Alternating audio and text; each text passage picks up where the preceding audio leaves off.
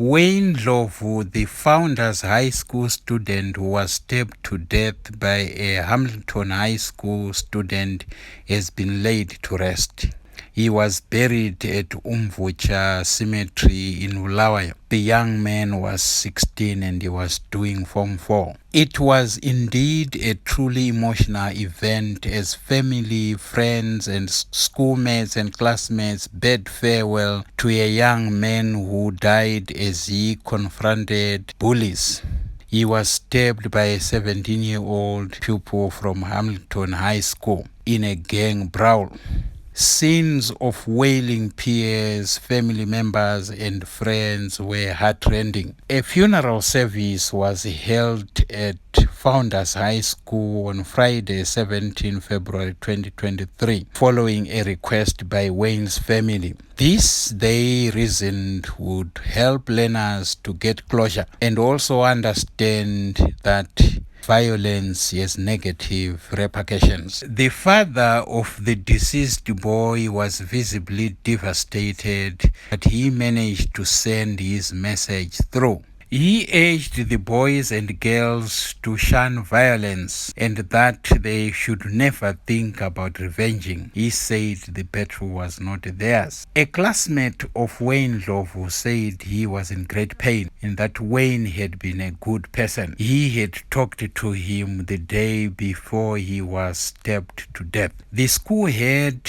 said Wayne's death had affected the whole school, with most peers still struggling to come to terms with the sad event, the death of a colleague, the death of a schoolmate, the death of a classmate. The 17-year-old boy who stabbed Wayne Ndlovu to death has appeared in court facing murder charges. The incident comes as communities are grappling with the increase in the number of gang brawls involving learners. It's becoming cyclic and worrisome. In Bulawayo in 2020-21, there was a Msiteli gang war. In Harare, Churchill, Cranbourne, Alan Wilson, and Prince Edwards had had their fair share of these brawls. There have been cases at boarding schools of some learners having to commit suicide because of bullying. Clearly, it's a growing problem. Who is to blame? What can we do? School authorities and parents and police have a big role to play. Communities should also chip in. Parents have a responsibility to check on their children's behavior traits and who they associate with. The issue of drugs and alcohol cannot be ruled out in cases of bullying.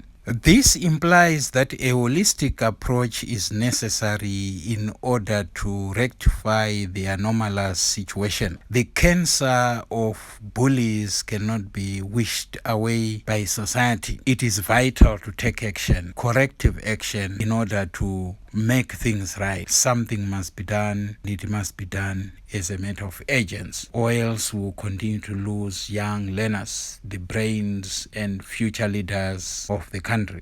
As the burial proceedings were taking place, community leaders, politicians, civil servants, parents, and friends expressed one wish: an end to the death of young people needlessly as a result of bullying. The message is clear. It behoves each one of us to take action. The police, parents, general members of society, politicians, the church, we all have a duty to serve our children. We have a duty to make schools peaceful places for our children. As we bury this young man, described by many as an exemplary young man, we say may his soul rest in peace. We never run out of lessons. This is one of them.